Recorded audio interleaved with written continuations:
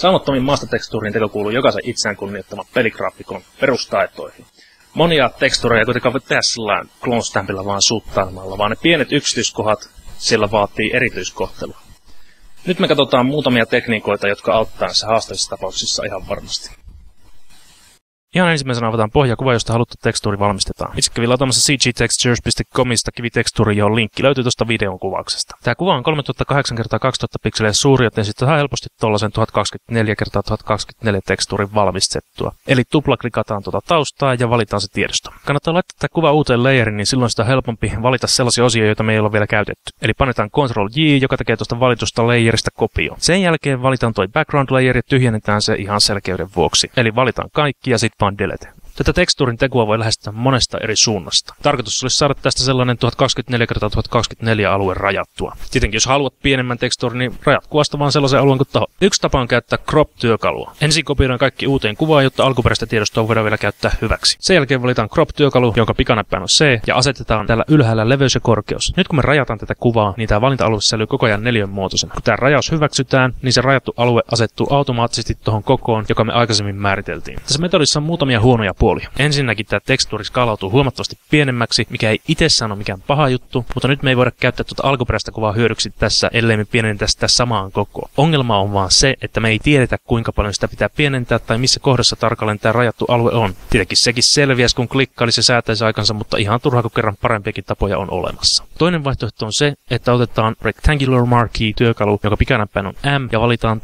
tuosta suunnilleen se haluttu alue ja kopioidaan se uuteen kuvaan. Nyt sitten mennään Image-valikkoon ja valitaan Canvas Size, jolloin me pystytään rajaamaan tämän kuvan kehykset haluttuun kokoon. Nyt meillä näyttäisi olevan oikean kokoinen kuva valmiina työstettäväksi, mutta se vaatii vielä hieman säätöä. Mennään Filter-valikkoon ja valitaan Other ja Offset. Tällä me voidaan siirtää tuota kuvan sisältöä tuon ikkunan sisällä ja sillä tavoin muokata nuo raja-alueet sulaviksi. Kaikkein järkevintä on pistää arvoksi puolet tuon kuvan leveydestä ja korkeudesta, jolloin me saadaan tämä kuva takaisin alkuperäiseen asetelmaansa toistamalla vaan tämä filter. Tässä sitten kuitenkin huomataan, että tämä kuva ei siirry ihan halutulla tavalla. Noiden raja-alueiden pitäisi tulla tämän kuvan keskelle, mutta sen sijaan ne onkin täällä ihan miten sattuu. Tämä johtuu siitä, että vaikka me muutettiinkin tämä kuva sillä canvas sizella oikean kokoiseksi, niin ne ulkopuolelle jääneet osat on edelleen tuolla rajojen takana piilossa, ja tämä offset siirtää niitä kaikkia. No, peruutetaan vähän taaksepäin ja valitaan Ctrl-A:lla tämän kehyksen sisältö ja haetaan Image-valikosta Crop.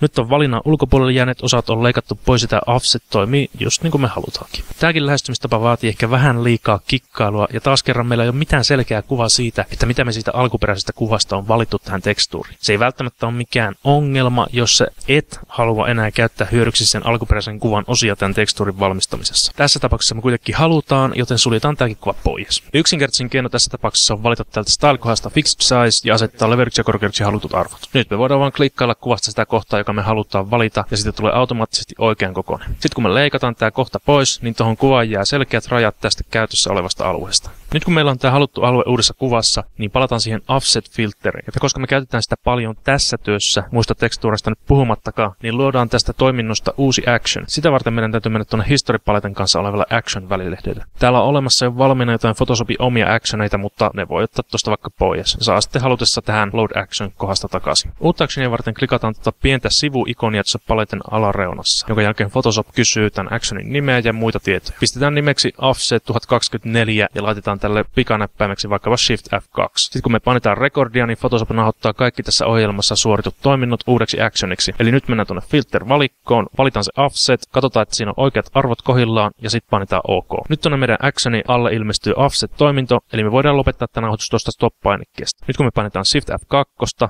niin tämä kuva siirtyy just niin kuin me halutaankin. Saumattomuushan tässä tekstuurissa saadaan aikaan siten, että nämä raja-alueet muokataan yhtenäisiksi. Tässä kiven pinnassa on melko paljon tollaisia selkeitä uurteita, joita on parasta aloittaa upottamalla ne kunnolla tuonne rajojen yli. Palataan siis takaisin tuohon alkuperäiseen kuvaan ja otetaan sieltä joku uurre, joka jatkuu selkeästi tuonne rajojen ulkopuolelle. Nyt tuo kopioitu osa tulee tietenkin uuteen layeriin. Asetetaan se tarkasti kohikkain tuon alla olevan grafiikan kanssa ja voit käyttää tätä layeria pois päältä, niin näet, onko se täsmälleen oikealla kohdalla. Sitten asetetaan tälle uuden layerin maski, valitaan tuosta Brush-työkalu, avataan hiiren kakkospainikkeella se asetukset ja pistetään kooksi sellainen 150 pikseliä ja hardness 0%. Katoitte toi leirin masken valittuna, sit maalaile nämä reunukset mustalla pehmeiksi. Välillä voit pienentää tuota brushin kokoa, että saat yksityiskohtaisemmin noita alueita korjailtu. Jos teet jonkun virheen, niin vaihdat vaan väri XL valkoiseksi ja maalaat maskia takaisin. Tärkeintä tässä on muistaa, että koitetaan saada nämä urteet näyttämään toimivilta. Mikään kohta ei siis saisi katketa kesken tai häivyttyä liian sulavasti. Koitetaan pitää grafiikka terävän näköisenä. Kun toi uusi layeri näyttää istuvan kunnolla paikalleen, niin panetaan Ctrl-E, joka yhdistää tämän valitun layeri alemman kanssa. Sitten vaan otetaan seuraava kohta ja toistetaan tämä sama prosessi niin moneen paikkaan kuin on tarvis.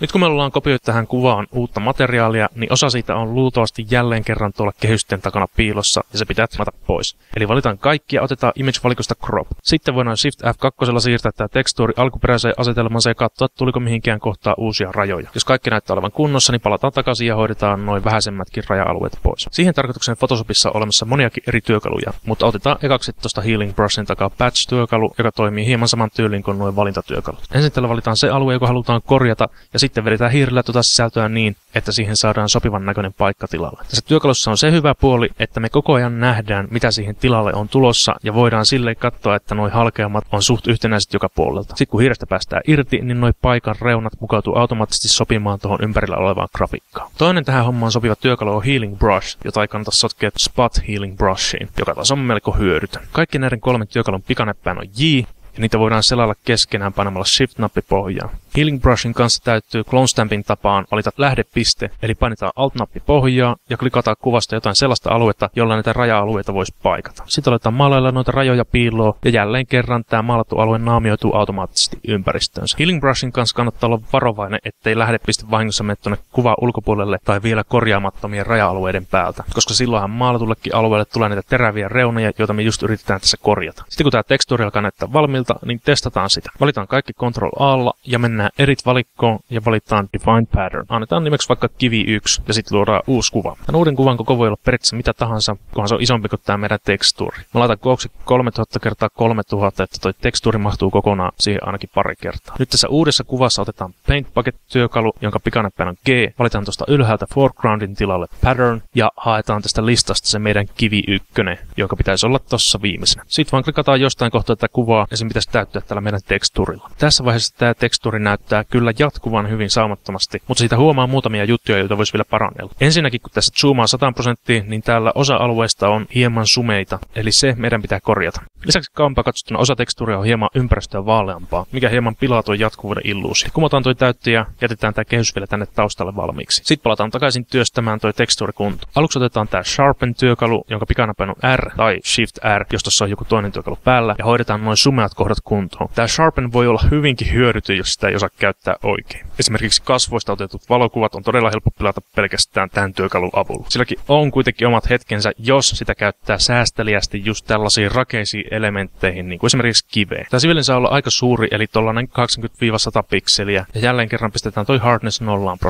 Sitten asetetaan tämä työkalun strength 40% painamalla 4 näppäimistöltä ja aletaan tehdä yksittäisiä vetoja tänne kuvan sumeisimpiin kohtiin. Koita välttää saman kohan käsittelyä useampaan kertaan, koska jälki voi parhaimmissa tapauksissa olla todella hirveä. Eli lyhyesti käytä silmiä. Tuohon vaaleoton sitten käytetään ihan perus photoshoppailua. Eli valitaan tuosta kuvasta se vaalea kohta, koitetaan jättää reunoille vähän tilaa ja sitten käytetään featheria pikanäppäin Ctrl-Alt-D pehmentämään sen valinnan reuna. Laitetaan arvoksi tuollainen 20 pikseliä. Nyt sitten mennään Levelsiin, eli painetaan Ctrl-L ja tummennetaan tuota valittua aluetta täällä keskimmäisellä säätimellä, joka ikään kuin hallitsee tämän kuvan gammaa. Älä tummenna kuitenkaan liikaa, vaan koeta jättää se alue pikkasen vaaleammaksi kuin mitä haluaisit. Monesti tässä kohdassa tulee tehtyä ihan liian radikaaleja muutoksia, eikä ne todellakaan ole tarpeen. Sitten kun kaikki on kunnossa, niin tehdään tästä kuvasta uusi pattern ja siirrytään Ctrl-tabilla tonne meidän testikuvaan. Muista vaihtaa tonne täyttötyökalulle se oikea pattern ja sitten vaan täytetään tää kuva. Nyt tää näyttää jo huomattavasti paremmalta. Tietenkin tosta voisi vieläkin korjailla erinäisiä kohtia, mutta metodit siihen on täsmälleen samoin. Tässäpä kaikki tällä erää. Keskitytään Photoshop CS5 saloihin sitten, kun joku ostaa mulle sellaisen.